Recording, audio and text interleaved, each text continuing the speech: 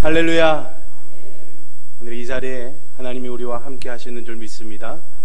하나님의 말씀이 여러분들에게 소망과 위로와 힘이 되는 이 시간이 될 수 있기를 주님의 이름으로 축원합니다.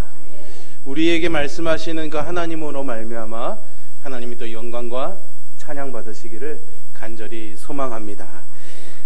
지난 주간, 지지난 주간 제가 여러분들과 말씀을 나누면서 우리가 하나님을 안다고는 하지만 하나님이 선하시다라고 고백을 하고 있지만은 사실은 하나님에 대한 오해가 있기 때문에 사실은 우리의 신앙에도 오해를 가지고 있는 것이 있다라는 것을 생각했습니다. 우리가 하나님을 감동시키기 위해서 하나님께 뭔가 기쁨이 되는 것을 하기 위해서 하는 것이 신앙이 아니라는 것이죠.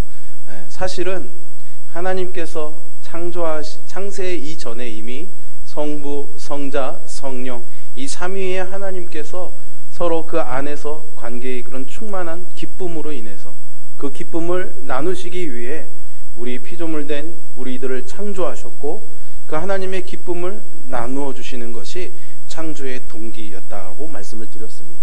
그리고 그 창조의 동기에 따라서 우리가 하나님 주시는 그 기쁨을 누리면서 즐거워하며 정말 평안을 누리는 것이 하나님께 영광을 돌리는 것, 그것이 우리의 창조의 목적임을. 그래서 하나님이 우리에게 즐거워하시고 기뻐하시는 것은 우리가 하나님의 선하심을 맛보는 것이다 라는 것을 나누었죠. 그렇게 하나님에 대한 오해, 하나님에 대해서 우리가 잘 알지 못하면은 사실은 우리의 신앙의 걸음도 자꾸만 비틀거릴 수밖에 없습니다. 오늘 우리는 조금 한 걸음 더 나아가서 이 하나님에 대한 오해가 사실은 우리가 죄에 대한 이해에도 많이 오해와 잘못된 그런 관념들을 가질 수 있다라는 것을 생각해 보려고 합니다. 사실은 하나님을 잘 알지 못하면 하나님 앞에 우리가 무엇이 죄인지도 잘 알지 못하기 때문이죠. 여러분, 죄가 뭐라고 생각하십니까? 죄. 뭘 잘 못하는 거겠죠. 그죠? 아니면 해야 될 것을 하지 못하는 것이라는 생각을 할 것입니다. 대부분 하라, 하지 말라라는 그런 조항으로 이해를 하는 거죠. 그러니까 나는 나름대로 교회를 잘 다니고 주일도 성수하고 뭐 술을 담배도 하지 않으니까 뭐 어떤 문제도 없는 거야 라고 생각하는데 이것은 사실은 죄에 대한 우리의 오해다 이렇게 말할 수가 있습니다. 사실 이런 수준에서 죄를 이해한다는 것은 사실은 하나님을 잘 아는 것이다 라고 말할 수가 없는 것이죠. 여러분들이 자녀들을 키워보셨겠지만 물론 안 키우신 분들도 있겠지만 아이들을 키우면서 아이들한테 야 이거 하지 마, 이거 해, 이런 것들이 굉장히 많을 겁니다. 그죠? 예. 그런 거 없이 아이들을 키우는 분은 없을 겁니다. 그런데 그렇게 아이들한테 뭔가를 하지 마 라고 그랬을 때는 너 이거 하지 말라는 거를 막 하면은 엄마 아빠가 너를 혼내줄 거야 라는 것에 목적이 있는 게 아니죠. 어디에 목적이 있는 겁니까? 하지 말라고 하는 것은 아이의 안전을 위한 것이기도 하고 아이의 기쁨을 위한 것이기도 합니다. 잘 못했을 때, 또 하지 말아야 될 것을 했을 때 혼내기 위한 목적으로 말하는 것이 아니라 아이의 기쁨을, 아이의 안전을 위해서 해야 될 것과 하지 말아야 될 것을 말하는 거죠. 그러니까 그런 부모의 마음을 잘 아는 것이 해야 될 것과 하지 말아야 될 것들에 대한 그런 규율에 대한 이해를 더 돕는다라고 말할 수가 있는 거죠. 사실은 구약시대의 이스라엘 백성들이 바로 이런 오해 때문에 많이 무너졌습니다. 그들은 율법의 조항들을 범하고 범하지 않는 것으로 죄의 여부를 판단했었죠. 그래서 심지어는요, 하나님이 말씀하신 것보다 더 많은 조항들을 자기들이 막 만들어냅니다. 안식일을 거룩히 지켜라. 어떻게 거룩히 지켜야 되지? 그러면 50걸음 이상 걷는 건 죄야. 뭐 이렇게 더 막 만들어내서 그걸 어떻게든 지키려고 열심히 노력을 하고 애를 썼습니다. 하지만 여러분, 그 결과가 무엇입니까? 이스라엘 백성들은 결국 하나님 앞에서 더 극악한 죄인들의 모습으로 드러나지 않습니까? 사실 신약 성경에서 죄를 설명하는 단어로 가장 많이 사용하는 헬라어가 하말티아라는 단어입니다. 적지 않으셔도 되고 외우지 않으셔도 됩니다. 어쨌든 이 의미는 관역에서 빗나갔다라는 그런 의미로 사용이 됩니다. 여러분들이 많이 들어보셨을 겁니다.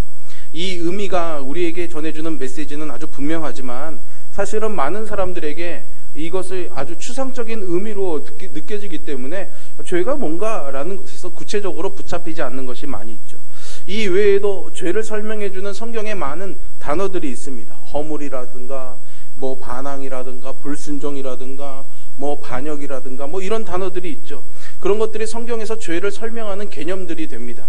우리가 이런 단어들을 공부하고 의미들을 알아가는 것, 성경이 가르치는 죄의 개념을 바르게 아는 것은 아주 중요합니다. 그런데요, 그런 것들을 우리가 바르게 이해해 간다면은 결국 죄라는 것은 사실 반드시 하나님과의 그런 인격적인 관계 속에서만 이해될 수 있다라는 그런 사실을 알게 됩니다.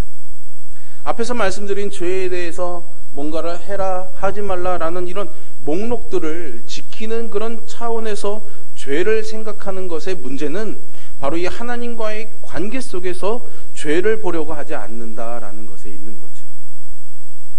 오늘 본문은 그래서 첫사람인 아담과 하와가 최초로 범죄를 저지르게 되는 그런 상황을 아주 우리에게 정교하게 설명해 주고 있습니다.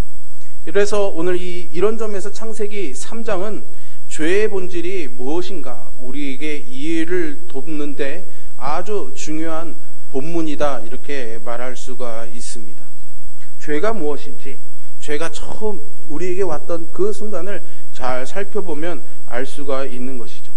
저는 오늘 이 본문에서 우리가 좀 주목해서 찾아가고자 하는 것은 죄가 과연 언제 발생되었느냐라는 거죠. 아니 목사님, 아담과 하와가 선악을 알게 하는 나무의 열매를 딱 따먹을 때 그때가 죄 아닌가요? 이렇게 말할 수가 있겠죠. 물론 그때 인간은 타락하고 죄를 범했습니다. 그래서 이 열매를 먹은 것 때문에 아주 뭐 재미있는 얘기들도 참 많이 있죠. 그죠? 남성분들의 목에 있는 이 툭 튀어나온 뼈 있잖아요. 그게 뭐 먹다가 걸려서 그랬대느니 어쨌대느니. 그죠? 저희 아이들이 한번 그러더라고요. 아빠, 부목사님 목에는 사과가 있는데 아빠 목에는 없어요. 아빠 목에도 있단다. 단지 보이지 않는 것뿐이지. 하나님도 우리와 함께 하신단다. 단지 보이지 않는 것뿐이지. 이렇게 제가 말한 적이 있습니다. 네. 어쨌든 여러분들이 너무 심각한 얼굴로 저를 쳐다보고 있어서 오늘 죄에 대해서 얘기한다니까 도대체 뭘 목사님이 지적하고 혼내려나 아주 경계의 눈빛으로 저를 쳐다보고 계시는 것 같아서 조금 우스갯소리로 했습니다. 예. 여러분 여러분들 뭐 잘못했습니다를 밝히려 했는 게 아닙니다. 예. 죄의 본질이 뭔지를 알아가면 하나님이 어떤 분이신지를 알기 때문에 그 하나님을 여러분들께 제가 오늘 소개해 드리려고 하는 거죠. 예. 너무 두려워하지 마시고 말씀 앞에 나오시기를 바랍니다. 예. 물론 우리가 보기에는 그것을 먹는 순간이라고 생각할 수 있습니다. 하지만 성경이 오늘 본문에서 하와와 뱀의 대화를 아주 자세하게 기록하고 있으면서 우리에게 보여주고 있는 것은 우리에게 최초의 범죄가 발생한 시점은 사실은 그 금단의 열매를 먹기 전이라는 것입니다. 뱀의 유혹을 받아서 하와가 그 마음속에 하나님에 대한 어떤 생각에 대한 그런 변화가 일어나기 시작한 시점인 것이죠. 본문을 통해서 한번 확인해 볼까요? 우리가 뱀과 하와의 대화 속에서 우리가 발견하는 두 가지 큰 문제가 있는데 그것은 바로 은폐와 과장입니다. 첫 번째로 보게 되는 것은 은폐입니다. 뱀의 질문에서 시작되는데요. 1절이죠.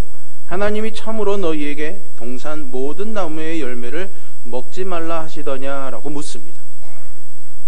이 질문은 뱀의 아주 간교한 질문입니다. 사람을 함정에 빠뜨리려고 던져진 질문인 것이죠. 그래서 이 질문에서 뱀은 간교하게 하나님의 마음을 비틀어 버립니다. 그래서 하와로 하여금 하나님을 잘못 이해하도록 유혹하고 있는 것이죠. 그것은 동산 모든 나무의 열매라는 이 말에서 나타나게 됩니다. 뱀은 오늘 하나님이 이 동산에 있는 모든 나무의 열매를 정말로 먹지 말라고 하셨어? 라고 물어봅니다. 그렇죠? 근데 여러분, 우리가 하나님께서 아담과 하와에게 뭐라고 말씀하셨는지 아시죠? 잘 모르시는 분은 그 앞장인 2장 16절을 보시면 됩니다. 창세기 2장 16절에 보시면 하나님께서 아담에게 동산 각종 나무의 열매는 내가 임으로 먹되라고 말씀하십니다. 동산 각종 나무의 열매는 내가 임의로 먹되라는 말이죠. 이 말이 무슨 말입니까? 하나님께서 이 동산, 하나님께서 당신의 형상을 닮은 아담과 하와를 위해 만들어 오신 에덴 동산에서 여기 있는 모든 나무의 실과는 너 마음대로 먹어도 좋다라고 말씀하신 거예요. 너 마음대로 먹어도 좋다. 모든 것을 먹어도 좋다라고 말했는데 뱀은 뭐라고 물어봅니까? 하나님이 정말로 이 모든 거를 다 먹지 말라고 했어? 라고 물어봅니다. 전혀 반대를 질문하고 있죠. 너무 다른 이야기를 하고 있습니다. 이것은 하와로 하여금 하나님을 착각하게 만들려는 사단의 덫입니다. 왜냐하면 하나님께서 뒤에도 제가 말씀드리겠지만 모든 나무의 실과를 다 먹어도 된다라고 하셨어요. 그런데 단 하나 선악을 알게 하는 이 나무의 열매만은 먹지 말아라 라고 하셨던 거죠. 사실은 여러분 모든 것을 다 먹어도 되는 것과 하나를 먹지 말라는 것의 차이는 아주 큽니다. 그죠? 하나를 먹지 않음으로 모든 것을 누릴 수가 있는 거죠. 그런데 사단은 이것을 뒤집어 버리는 겁니다. 모든 것을 다 먹어도 된다고 했는데 하나를 못 먹게 되는 거니까 이걸 뒤집어서 생각하면 뭐예요? 사실은 하나를 못 먹는 것은 모든 것을 먹어도 된다는 것에 반대가 되는 겁니다. 이것을 교묘하게 이용하고 들어오는 거예요. 그래서 하나를 먹지 말라고 한 것을 모든 것을 먹지 말라고 한 거 아니냐라고 착각하게 만들어 버리는 거죠. 다 먹어도 된다고 했는데 이거 안 된다고 그러니까 그러면 하나님이 다 먹어도 된다고 한 게 아니네. 하나님이 다 주신 게 아니네. 가장 좋은 것을 주신 게 아니네. 라는 생각을 하게 만드는 거죠. 가장 좋은 저거는 남겨놓으신 거 아닌가?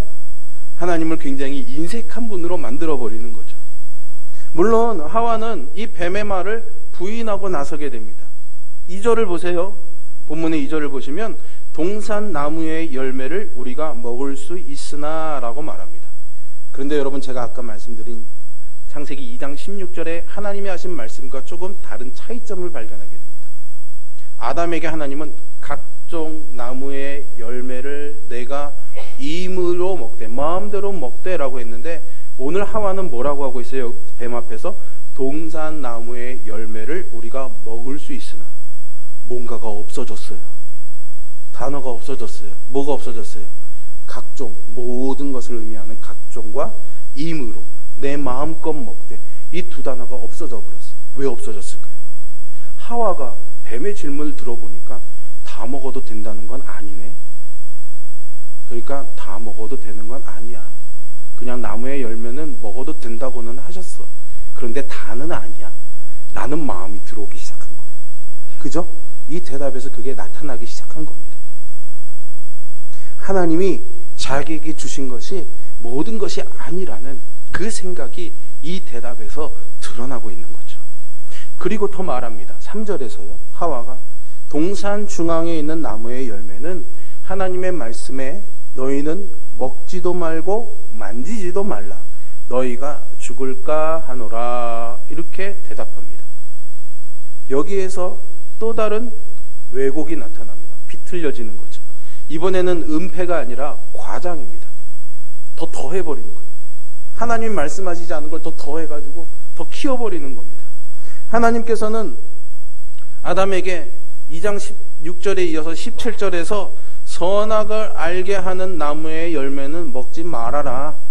내가 먹는 날에는 정녕 죽으리라 말씀하십니다. 중요한 동사 두 개가 나오죠. 먹지 말아라. 그리고 죽으리라. 이 두 단어가 나옵니다. 그런데 하와의 말에는 이 두 동사 외에 하나가 더 추가가 됩니다. 뭐가 추가됩니까? 만지지도 말라예요. 하나님이 만지지도 말라고 하셨습니까? 아니죠. 먹지 말라고 하셨죠. 근데 거기에 만지지도 말라라고 이 말도 더해지게 됩니다. 하나님이 그렇게 말씀하시는 거, 하나님이 그런 마음을 갖고 계신 거 아닌가 하는 자기의 생각이 더해진 거죠. 그래서 하나님이 자기들에게 명령하신 것보다 하나님을 더 인색한 분으로 묘사하고 있는 겁니다. 하와의 말이 풍기는 이 하나님에 대한 뉘앙스는요, 이것만이 아닙니다. 하나님이 동산 중앙에 생명나무와 선악을 알게 하는 나무를 두셨다고 창세기 2장 9절은 기록하고 있습니다. 동산 중앙에는 그러니까 선악을 알게 하는 나무만 있었던 것이 아닙니다. 뭐도 있었어요? 생명나무도 함께 있었습니다. 두 나무가 상징적으로 딱 있었는데 하나님은 그 중에 한 나무에 대해서만 얘기하셨어요. 뭐예요? 선악을 알게 하는 이 나무의 열매는 먹지 말아라 라고 하셨죠. 그러면 이 생명나무에 대해서는 뭐라고 하셨는지 우리가 알 방법은 없습니다. 먹지 말라고 하시지 않으셨으니까 먹어도 된다는 의미이기도 하겠죠. 근데 이 두 나무를 동산 중앙에 놓고 하나는 먹지 말아라라고 하신 이유가 뭘까요? 구체적인 이유를 설명하고는 있지 않지만 성경 전체의 이야기들을 우리가 생각해 보면서 추려보면은 이런 내용일 것 같습니다. 이 선악을 알게 하는 나무의 열매를 먹지 않으면은 정말 좋은 이 생명나무를 내가 마음껏 먹어도 돼 라는 말이겠죠. 그러니까 하나님께서 이 선악을 알게 하는 나무의 열매를 먹지 않는 이 테스트를 통과하면은 좋은 상급을 주실 거라는 것을 이렇게 생각해 볼 수가 있습니다. 그래서 이런 상을 주려고 하는 거야 라고 아담과 하와에게 그 상을 미리 보여주신 셈인 거죠. 그러니까 하나님은 사실은 생명나무를 주고 싶어 하셨던 겁니다. 생명나무를 주고 싶으셔서 선악을 알게 하는 나무의 열매를 먹지 말게 하신 거죠. 왜 먹지 말게 하셨냐? 이걸 설명하려면은 사실은 오늘 밤을 새워야 됩니다. 요건 제가 잠깐 생략하도록 하겠고요. 어쨌든 그것을 보여주셨는데 하와의 말 속에 표현되고 있는 그녀의 마음은 그런 생명나무를 주시려는 하나님의 마음보다는 이거 먹으면 안 돼. 왜 하나님이 저건 못 먹게 하셨을까? 하나님은 저거를 숨겨놓으셨구나. 만지지도 못하게 하시는구나. 라는 그 하나님이 나에게 가장 좋은 것을 주시기를 원한다는 그 마음이 아니라 뭔가 가장 좋은 것은 하나님이 자기만 챙기시는구나. 라는 그런 느낌을 주기에 아주 충분한 그런 말이다라고 말할 수 있습니다. 이 정도 되니까 뱀이 이제 야 이게 제대로 넘어왔구나 싶어서 확실한 카운터 펀치를 빵 하고 날립니다. 그래서 뭐라고 말합니까? 4절과 5절이지. 같이 한번 읽어볼까요, 여러분? 4절과 5절을 읽겠습니다. 뱀이 여자에게 이르되 너희가 결코 죽지 아니하리라. 너희가 그것을 먹는 날에는 너희 눈이 밝아져 하나님과 같이 되어 선악을 알 줄 하나님이 아심이니라. 아멘. 뱀은 교만하게도 하나님의 말씀을 이제 전면적으로 부인하고 나서게 됩니다. 그리고 하나님의 의도까지도 비틀어서 해석하고 있는 거죠. 하나님께서 분명히 죽으리라 라고 말씀하셨죠. 그런데 죽지 않을 거야 라고 말합니다. 그리고 너에게 이 생명나무를 주려고 이것을 못 먹게 하는 거야 라는 건데 그게 아니라 이거 먹으면은 하나님처럼 되는 거야 라고 그 하나님의 마음을 완전히 비틀어 버리는 거죠. 이것이 은폐와 과장의 절정이 됩니다. 하와가 어느 정도 자신의 그 뱀의 유혹에 틈을 보이게 되니까 뱀이 그 틈을 비집고 막 들어와서 결국에는 그 영혼을 죽여버릴 만큼 독을 뿌려버리고 있는 거죠. 이제 하와는 두 가지 약속을 받게 됩니다.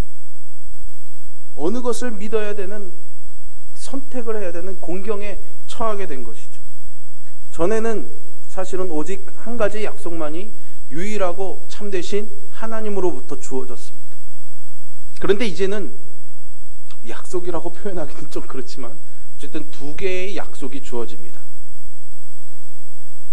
뱀이 준 약속이 있는 거죠.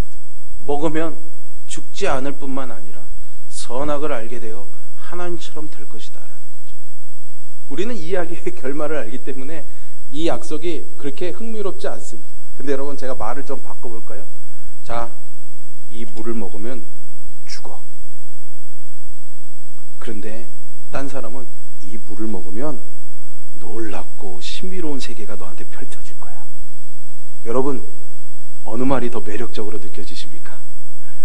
제 얼굴이 매력적으로 느껴지시죠? 왜 우리는 하와가 이 유혹에 넘어갔냐 혀를 끌끌끌끌 차겠지만 우리가 이 말을 들어보면 훨씬 더 매력적인 말이 무엇인지 금방 구별할 수가 있습니다. 하와는 거기에 끌려버리고 만 거죠. 하나님을 제대로 알고 신뢰했다면 그러지 않았을 겁니다. 그런데 의심이 들어오고 하나님이 이런 생각이 들어오니까 훨씬 더 매력적인 말에 끌려버리고 만 거죠. 우리가 이 죄의 본질을 이해하기 위해서는 이 뱀과 하와의 대화에서 하나님의 마음속에서 이 하와의 마음속에서 어떤 일이 일어나고 있는지를 보는 것이 결정적으로 중요합니다. 왜냐하면 오늘 이 본문이 성경의 죄에 대해서 설명하는 가장 최초이자 원초적인 설명이기 때문이죠. 아까도 말씀드렸지만 하나님이 우리를 만드신 이유가 뭐라고요? 기쁨을 나눠주기 위해서, 기쁨을 주시기 위해서. 그래서 기쁨을 누리는 우리를 통해서 어떻게 해요? 영광을 받으셔요. 잘 기억하고 계시는군요. 이것만 안 잊고 살아도 여러분들의 신앙 인생이 승리하게 될 줄로 믿습니다. 하와는 하나님의 이 순수한 동기에 의심을 더한 겁니다. 결국 하와가 하나님께서 정말로 자기들에게 가장 좋은 것을 주셨는가? 하나님이 정말 선하신 하나님이신가? 라는 것에 의심을 하기 시작한 거죠. 사실은 그 이전까지만 해도 아무런 문제가 없었습니다. 그들은 하나님이 주신 정말 이 아름다운 에덴이라는 동산에서 정말 좋은 환경 속에서 가장 좋은 배우자와 함께 하나님이 주신 모든 은혜들을 누리면서 즐겨왔던 거죠. 그리고 그 선하신 하나님을 기뻐하고 섬김으로써 하나님을 영화롭게 해왔습니다. 그런데 이 하나님에 대한 신뢰와 하나님에 대한 지식들이 금이 가기 시작한 거죠. 하와와 아담이 선악을 알게 하는 나무의 열매를 따먹기 이전에 그런 마음의 변화가 일어나고 있었던 겁니다. 그 결과 자신과 남편은 결국 하나님에게 있어서는 결국 하나님의 장기판에 있는 그런 말들에 불과한 것이 아닌가 하는 그런 터무니없는 생각을 하게 된 거죠. 결국 이 최초의 범죄가 발생한 시점이 언제냐라는 이 질문에 답을 한다면 그것은 하와의 마음속에서 그리고 더불어 그 옆에 있던 아담의 마음속에서도 동일하게 이 하나님에 대한 비틀어진 생각이 일어나기 시작한 시점이 바로 인류 최초의 범죄가 발생한 시점이 된다라고 말씀을 드릴 수 있습니다. 제가 여러분들과 함께 이렇게 꼬치꼬치 따지면서 왜 죄가 시작이 되었는가, 언제 시작이 되었는가를 세밀히 살피는 이유는 죄가 무엇인지를 설명하기 위함입니다. 뭡니까? 이 선악을 알게 하는 열매를 따먹었다는 이 행동이 죄가 아니라는 거예요. 이 행동이 죄가 아니라 우리의 마음에 이미 그 하나님의 선하심에 대해 하나님이 우리에게 가장 좋은 것을 공급해 주신다는 것을 의심하게 된 거죠. 그 의심이 결국은 뭔가를 하나님이 숨겨놓으셨다는 생각에 그것도 내가 한번 먹어봐야겠다는 행동으로 나타난 것, 그것이 죄라는 거예요. 그래서 죄는 하나님의 선하심을 믿지 않는 것입니다. 불신이죠. 그래서 죄는 불신이다라고 말할 수가 있습니다. 죄 중에 죄는 바로 하나님을 믿지 않는 것이죠. 여러분, 만일 어떤 사람이 지옥에 간다면 그것은 그가 행한 그런 어떤 죄질이 나쁘다거나 죄의 무게가 무거워서가 아닙니다. 그것은 하나님을 믿지 않았기 때문이죠. 예수 그리스도를 믿지 않았기 때문입니다. 많은 사람들이 교회를 다니면서 나 그래도 교회 다니니까 예수님을 믿는 거야, 하나님 믿는 거야 라고 말합니다. 그런데 여러분, 한 걸음 더 나아가서 여러분들의 삶에 정말 하나님이 선하신 하나님인가를 묻는다면 어떻게 대답하시겠습니까? 여러분, 선하신 하나님을 믿으십니까? 어떤 상황에서도 하나님의 선하심을 믿으십니까? 관절염 때문에 10년 동안 고생하고 있는데도요? 아멘 안 하시네. 암에 걸렸는데도요? 자식이 속 썩이는데도요? 사람들이 나를 무시하는데도요? 그래도 하나님의 선하심을 믿으십니까? 감사합니다. 하나님이 기뻐하실 줄 믿습니다. 하지만 정말 여러분들이 그런 상황에 던져질 때 하나님 감사합니다, 하나님 참 선하십니다, 이렇게 대답하는 것이 쉽지 않습니다. 그죠? 네, 어렵습니다. 하와가 걸려 넘어졌던 대목이 바로 여기입니다. 하나님과 깊고 풍성한 관계를 누리고 있었지만 정말 하나님이 선하셔? 라는 이 사단의 유혹에, 저거 봐, 저거는 하나님이 남겨놓으셨잖아. 봐, 너 하나님 믿는데 여전히 그 병 못 고치고 있잖아. 봐, 너 하나님 믿는다고 하는데 너 삶은 왜 그 모양이야? 왜 자식들은 저 모양이야? 내 삶은 왜 이렇게 엉망진창이지? 그런 질문이 던져집니다. 정말 그런가? 그런 마음이 드는 거죠. 거기서 죄가 시작이 되는 겁니다. 선하신 하나님에 대한 불신은 하나님이 우리에게 주시는 그 기쁨, 그 하나님의 마음을 경멸하고 멸시하는 태도입니다. 가데스 바네아를 기억하십니까, 여러분? 이스라엘 백성들이 애굽에서 빠져나왔습니다. 광야를 지나서 가나안 앞에 이르게 되었습니다. 이제 조금만 더 나아가면 약속하신 그 땅입니다. 모세가 그 땅의 형편이 어떤지 12명을 먼저 보냈습니다. 12명이 와서 그 상황을 보고하는데 너무나 다른 보고가 나옵니다. 10명은 우린 거기 가면 죽는다. 그런데 2명은 그렇지 않다. 그들은 우리의 밥이다라고 말합니다. 그런데 사람들은 10명의 이야기에 귀를 기울입니다. 그래서 우리는 거기 가면은 죽는다라는 말에 두려움에 사로잡히게 되죠. 하나님이 거기까지 인도하셨는데도. 그래서 긍정적인 보고를 한 여호수아와 갈렙을 돌로 쳐 죽이려고 합니다. 그러니까 하나님이 모세에게 이렇게 말씀하셔요. 야, 모세야, 이놈들이 도대체 나를 언제까지 이렇게 멸시하려느냐? 내가 너희들에게 이때까지 얼마나 많은 이적을 보여줬느냐? 그런데 어느 때까지 나를 믿지 않느냐? 말씀하시는 거죠. 나를 믿지 않는 게 뭐라고요? 나를 멸시하는 거라고 말씀하고 계시는 거예요. 나를 믿지 않는 게 죄라고 말씀하고 계시는 거예요.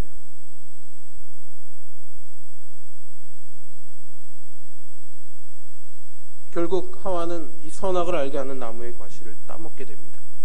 그리고 자기 옆에 서 있던 침묵으로 일관하던 남편 아담에게도 주어서 먹게 하는 거죠. 이것은 아담의 속에도 하와의 마음속에 일어난 그런 마음의 변화가 여전히 일어나고 있다는 것을 보여주고 있습니다. 그들은 이렇게 해서 하나님의 통치와 다스림에서 멀어졌습니다. 독립하게 되는 거죠. 자기가 자기 인생의 주인이 되고 맙니다. 이것이 오늘날 아담의 후손으로 태어나는 모든 인간이 죄인으로서 가지고 태어나는 본성인 것이죠. 여러분들은 어떻습니까?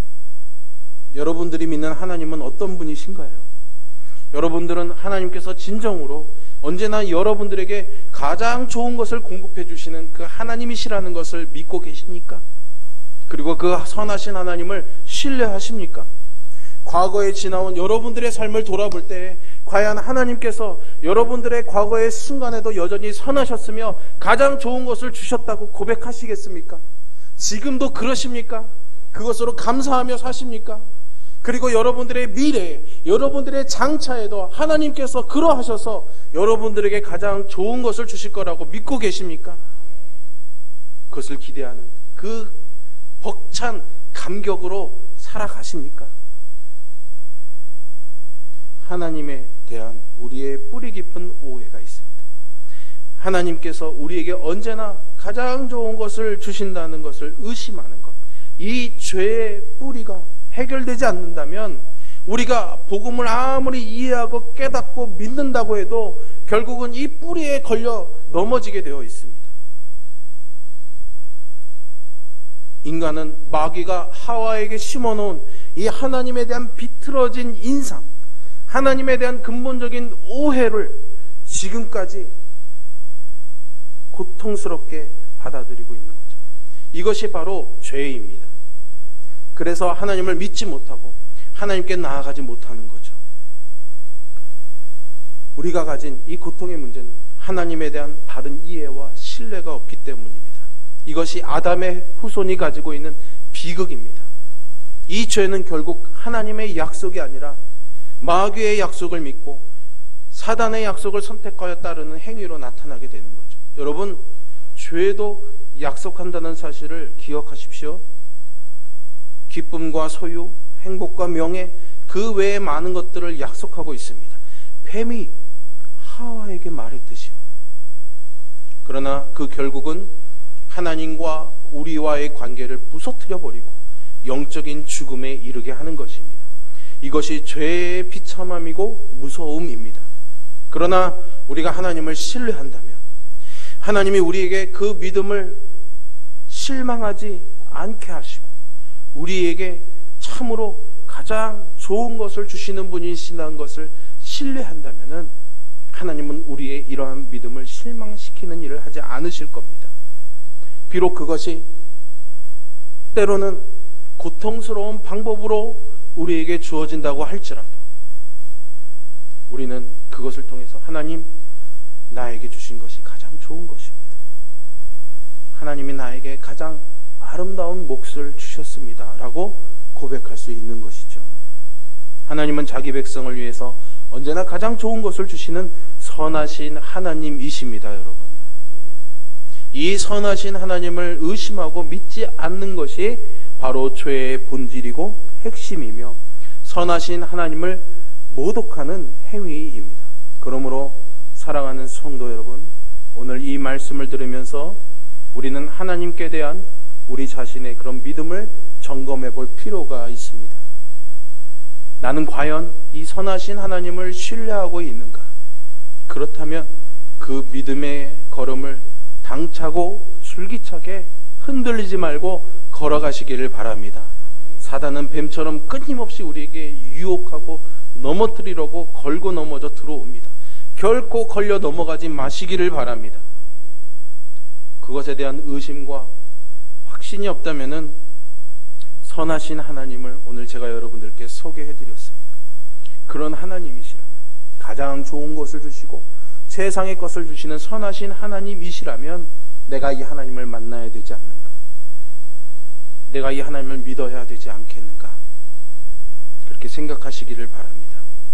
이 하나님 아버지를 믿는 것이야말로 세상에 가장 복된 일이라는 것을 믿고 이 든든한 믿음 위에 서는 저와 여러분이 될 수 있기를 주님의 이름으로 축원합니다. 함께 기도하겠습니다.